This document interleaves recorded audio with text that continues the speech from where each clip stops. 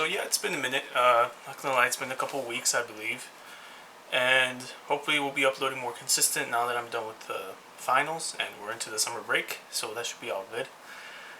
Today's video is gonna be pretty simple. We're gonna get a good overview of these sneakers right here. These are the Thursday sneakers that came out relatively recently.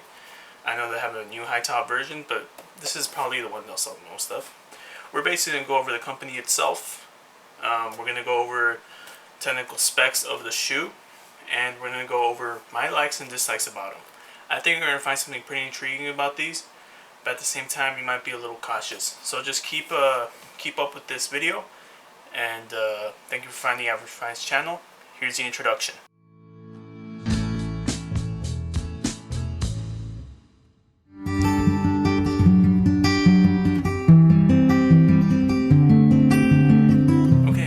Thursday Boot Company itself was founded in the mid-2010s or so. It was a Kickstarter campaign that started it. They started with, you can guess it, boots. Now these boots are pretty decent. When they came out, they were a pretty good value at the time. We're going to get serious, we're taking the glasses off. And so far in the whole boot and shoe game, Thursday Boot Company has been a staple entry-level footwear brand. You're going to see a lot of Reddit posts on things like, oh, what should be my first quality boot? And many people will say Thursday. Others will say otherwise because of other things that happen with Thursday. But me personally, I would recommend them for the beginner just because it's a good stepping stone into quality footwear. But anyways, we're here about this today. This came out fairly recently. This was about, 2020 I believe is when they came out, 2021. I might correct it somewhere around the screen. If it's incorrect, but they came out around that time, and they're basically the same formula they applied to their boots. It's to get a quality piece and kind of strip down any unnecessary cost and make it more appealing to masses and more affordable. They're gonna say they use the highest quality stuff ever and all this stuff. I'm not gonna say they do. It's decent quality stuff for sure, but it's nowhere Alden level or anything like that. But anyways, back to the shoe. I'm getting off topic here. These shoes in technical specs are going to be what they call Nappa leather. Basically means it's very soft, and it is, and it's very abrasion resistant. It's pretty nice. I'm going to run a few videos throughout this time of my girlfriend's Greats, which should be a competitor to this. And you're going to see they're already a little bit abrased. Now granted, she wears them pretty hard, but these are pretty resistant. Inside they use a nice lining. It's like a vaqueta lining, I believe what they call it. That's basically just I believe it's calf of some sort. Again, I'll correct it on the screen. And then they use the leather lining on the insole as well. Now I'm going to talk about the insole itself a little bit later because I did something to it. And of course they have this dual density sort of sole, and it's a cup sole construction, which means instead of having like Converse where it's like a strip that glues it together, it's stitched, and it's put on like that basically, and it's stitched on the sides.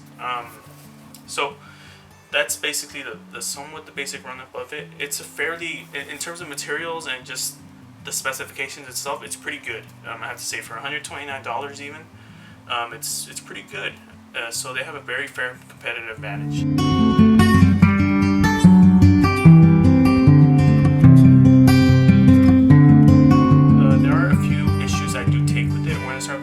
First. So on the website you're going to see it says take your shoe size, your regular shoe size when you order these. Now normally in Vans I'm a 10.5, in Nike 10.5, Converse I'm a 10. And when I got these, I did not get them from the website. I got them used from Grilled, but they were like brand new condition.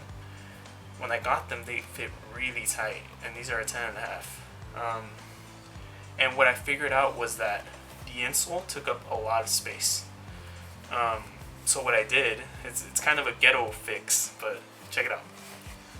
Usually the insole has the leather lining, and then it'll have a foam on the back, or a memory foam of some kind, some very shock absorbing material. However, I just put a piece of leather, some scrap leather I had lying around. This is just some chrome tan. Not the best quality, but decent enough to hold structure. And this is how they started fitting. I had to get a really thin insole basically in there. Luckily, these are removable, just like I did right now. They're not glued in. So if this is your case, you could just do this or get some thin insoles. So that's one problem I have with it. The second one is, so the reason why they're so gorgeous, because if you just look at them, they're fantastic looking. They're very narrow on the toe.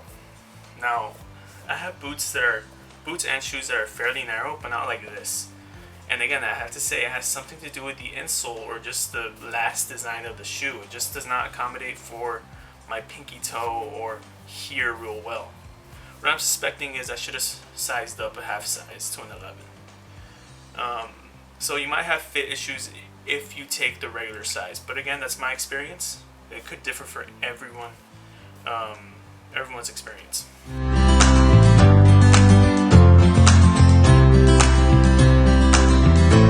As far as good stuff, there's plenty of that. Like I said, it has great materials. It's surprising out of Thursday. You're gonna hear from Thursday that they have some issues with quality control, but these are actually pretty good. They have no issues whatsoever. This is a simpler shoe to make than a boot, so that's probably why they did it. But if you look here, and I'm gonna put some B-roll as well throughout the whole video and of this, they're made in Portugal, so that's pretty cool. A lot of nice white leather sneakers are made there, like my girlfriend's Greats that I showed earlier. And I think that probably contributes to it.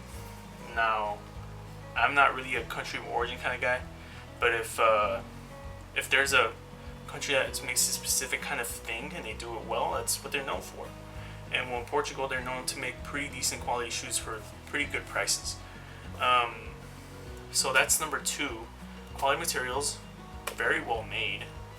And number 3, once you break them in, like I had to, what I mean by that is, you have to mold the leather to your foot, just as their boots do, although their boots take less time and are more comfortable. They feel okay. They feel wearable for the whole day, but they're not like the nicest experience. This sole is not supporting compared to a boot, but that's my personal preference. Some people like the floppy nature of a sneaker. I prefer something a little more support, but I still wear these. That's up to my 3rd or 4th point, I believe. These can go with anything and everything. They're a great looking shoe, and they're very simple. There's a reason why when you see all these male fashionistas guys, like I'm clearly not. Look at me, I'm wearing a green polo.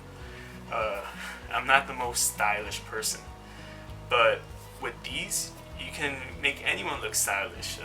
You can wear them with jeans, you can wear them with, dare I say, if you're the kind of guy, you can wear them with a 2-piece suit, if that's your thing. That's not my thing, that's for sure. But people could pull that off, and I have to say, it's really nice looking, and it's a very grown-up shoe compared to something like a very flashy Nike. So yeah, these are the good points.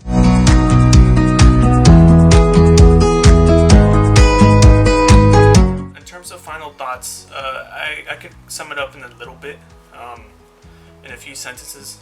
So just be cautious on your sizing. I would message Thursday or someone that knows, and just to be sure, don't make the mistake that I did and go with the size that you assume. I think that's just a lesson for me here. But know these might be a little narrow. At the same time, know that you're going to get a pretty high quality shoe at a very good price. This is leagues apart from any retail white leather sneaker like an Air Force One or a Superstar. This is much nicer than that, and you're not getting it for much more. So if you want something like this, I highly recommend this shoe. However, it doesn't hurt to look at the competitors. I personally really like my girlfriend's Greats, but if you want to stick within the range of retail, this is your guy to go to. So there we have it. That's the Thursday sneaker. It's a very quick review. Just to let you know, I'll be trying once again to upload every Friday. Hopefully that's the case, but since it is summer, it'll probably be very likely. Just let me know what y'all want to see. I do have a pretty good collection of stuff, so maybe we could look into that, or we could look into more clothes. I noticed the Levi's review got a pretty good following there, so maybe I could get into maybe Target's Goodfellow brand or something like that. So that would be pretty interesting. So thank you for watching The Average Finds. I'm David. My social medias are down below. If you have any questions, comment them. If you would like to, please subscribe. And there's plenty more to come, so hope you all have a good day. I'm having fun here, and I hope you did too. You all have a good one.